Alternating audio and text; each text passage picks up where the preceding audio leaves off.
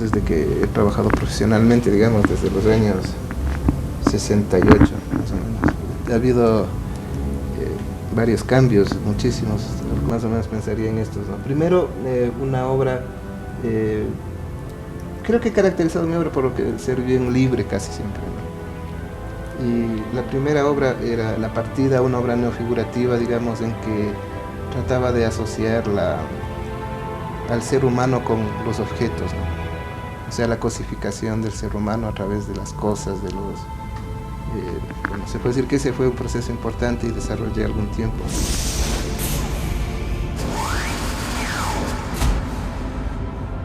Después vino una época un poco trabada, digamos, en que trataba de buscar un lenguaje en el que se prescindiera de todo elemento académico, digamos, como luz, perspectiva o sombras.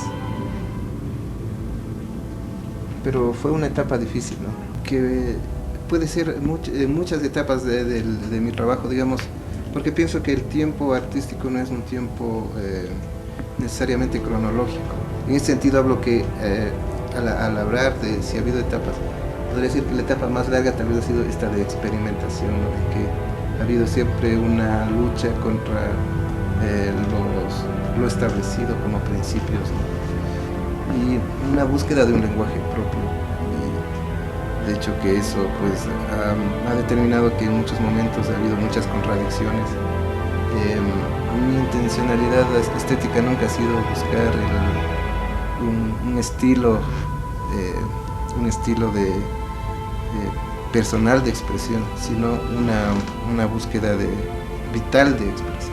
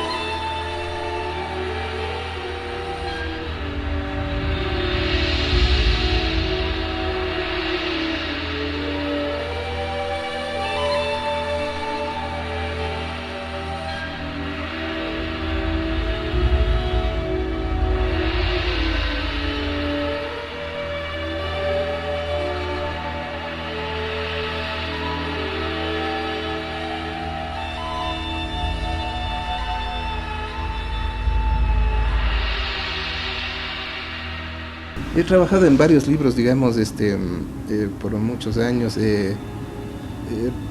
Me recuerdo con mucho cariño, por ejemplo, el libro de Guasipungu Infantil, que se trabajó para el Círculo de Lectores. El libro La Venada, que se hizo sobre literatura quichua, con Ruth Moya. Y luego libros personales como El Camino del Dorado, que es completamente mío. Libros de ilustración como Historias de Amor, ¿cómo se llama?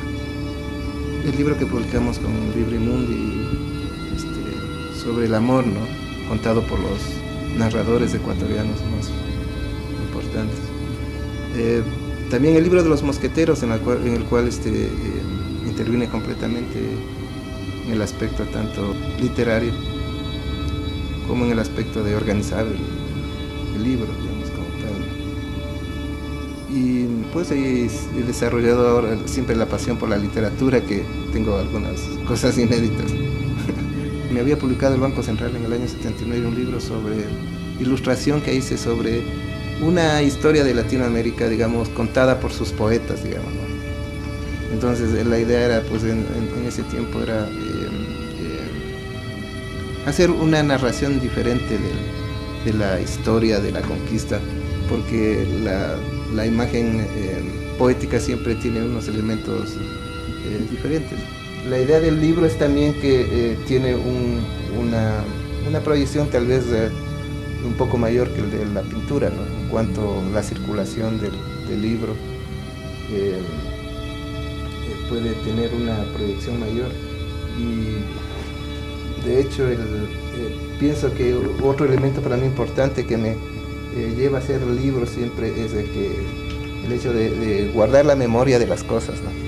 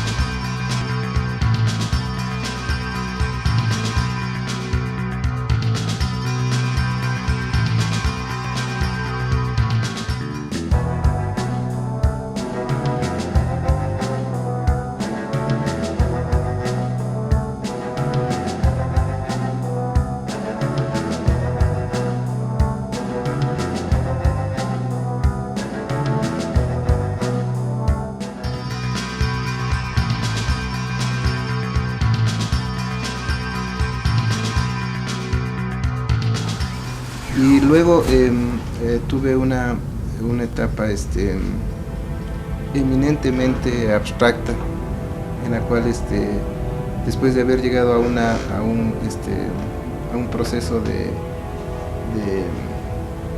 exaltación de la figura, se puede decir, en los años 80, repentinamente me vi abocado a revisar mis planteamientos estéticos y trabajé durante 3 o 4 años sobre pintura mucho más abstracta. Pero a partir del año 85, una propuesta de trabajar sobre personajes de Quito, y contaba con un listado, más que un listado de muchos personajes, con unas pequeñas descripciones de estos personajes, ¿no? Esto me tentó para abandonar nuevamente el abstraccionismo y entrar a la figuración, porque me gustó mucho la idea y trabajé casi un año en distintas cosas diferentes y haciendo la investigación realmente de lo que iba a pintar sobre Quito, ¿no? Todo el año me pasé antes de comenzar, porque el trabajo de Quito lo comencé prácticamente en noviembre del 85, y todo el año me pasé investigando sobre elementos, más que buscando, por ejemplo, fotografías o identificación de los personajes. Busqué ambientaciones, elementos, y no quería recrear tanto, y el interés de este libro pues no es tanto los personajes como tales, o sea, los retratos de los personajes, sino lo que significaron y digamos, su grado de arquetipo en la sociedad, etcétera. Siempre he proyectado libros, digamos que no es el primero, sino que algunos los he proyectado ha sido justamente por la idea de contar con un público mucho más variado y menos especializado que el de las artes plásticas puras, se puede decir, ¿no? Y es por esto que, por ejemplo, en esta exposición trata precisamente de llegar a este público más amplio, es decir, a todo el público prácticamente, ¿no? Digamos, no se necesita especialización para captar la obra que voy a exponer, digamos, está abierta. Y no es que porque sea un realismo perfecto, ¿no? Sino más bien yo hago una interpretación de la realidad, pero es una realidad que es un lenguaje que puede ser legible para el público más amplio, ¿no? Por eso el título de la obra es Quiteños Ilustres y Anónimos Famosos. Los anónimos famosos son pues todos los personajes populares de la ciudad, ¿no? Más o menos, ¿no? Y de hecho, además, no solamente los personajes, sino de hechos típicos de la ciudad, como decir la jorga. Todos los personajes más o menos que conocí pues de chicos también incluí, ¿no? Y que me impresionaban, ¿no? Entonces, hasta concluir con para mí que uno de los últimos chullas quiteños, que era Waldo Franco, que de aquí, el chulla del Amazonas, se puede decir, ¿no? Era un tipo con las mismas características del chulla, ¿no? Y murió este hombre tan víctima de porque era así el que andaba súper bien vestido, pero nunca tenía un centavo y andaba, era azarosa, ¿no? Su vida, ¿no? Trato, por ejemplo, temas también como el desfile del barril de petróleo, no sé si te recuerdas como eso lo marco como un hecho histórico bien importante en la ciudad, porque es como el traslado del centro hacia el norte, ¿no? Se puede decir, ¿no? Entonces hay la nueva visión del Quito actual más o menos, ¿no? Con visiones de Quito diferentes, ¿no? O sea, en que ellas incluyen edificios y buses y todo eso. Toda la exposición esta de Quito tiene un aire como de estampas, ¿no? Incluso usé de estampas religiosas como inspiración. Al igual que en la exposición actual, en la época no figurativa, también trabajé mucho sobre el arte colonial, pero el tono es el diferente, ¿no? Porque, digamos, en la etapa neofigurativa siempre ha habido una intención más mordaz, más crítica, ¿no? En cambio, como el lenguaje mismo de este libro, que es la ilustración, de esta idea plástica que es también para un libro, digamos, esto de la exposición de Quito, no hay una crítica tan acerba contra el establecimiento del mundo monacal, digamos, que me desenvolví, se desenvolvía mucho la sociedad, era evidentemente opresivo, ¿no? Entonces el símbolo de la opresión, digamos, siempre ha sido para mí este estado clerical fanático, ¿no? Sin duda, que era el poder.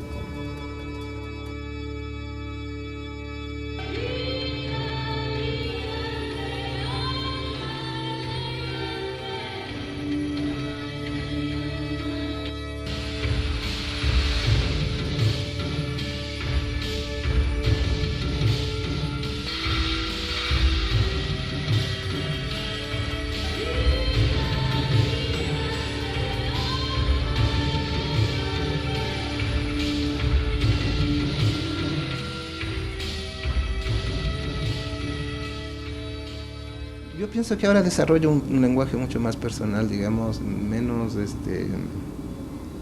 como que dice, menos referencial. Y las referencias son más propias, digamos, ¿no? En realidad la pintura que hago es el primer elemento del público soy yo, ¿no? Primero pinto para mí, en el sentido de que es una actividad individual. Digamos, durante mucho tiempo tuve propuestas de tratar de dirigir mi obra hacia un público específico, un estrato, etcétera, pero en realidad con el tiempo lo que tú descubres es que el público mismo que está interesado es muy restringido, pero en la medida de que el arte cumple una función también mediata e inmediata. En el inmediatismo, claro, sería esto, ¿no? Pero en la perspectiva del arte, siempre creo que el arte que ha sido trabajado conscientemente y alimentado permanentemente de investigación, de recursos y de profundización del medio, siempre va a dejar a constituir un remanente importante de la cultura de un pueblo, ¿no?